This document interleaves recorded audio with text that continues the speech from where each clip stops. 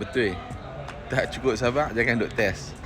Umrah musim sejuk ni seronok. Ramai orang suka. Sebab apa? Sebab dia sejuk. Itu yang pertama. Kemudian biasa musim sejuk ni sebab hujung tahun. Jadi orang suka lah pergi hujung tahun kan. Perhabis semua baki-baki cuti yang ada apa semua.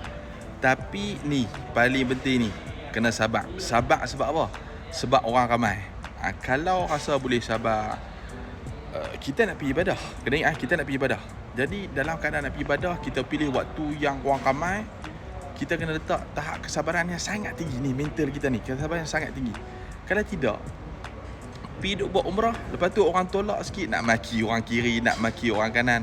Habis orang kata pahala duk buat banyak macam-macam tu, duk terbuang kat kiri dan kanan. Jadi kena set elok.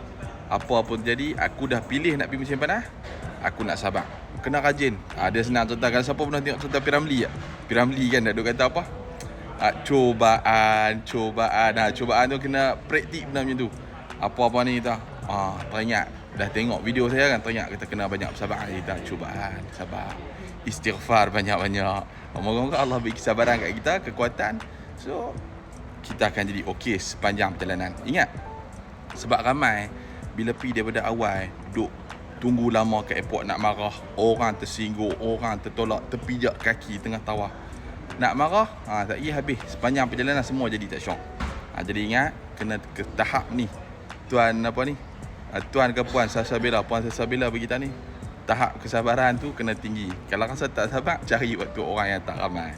Jadi insya-Allah moga prepare mental kita yang bagus, yang betul, kita dapat buat ibadah dengan tenang. Okey.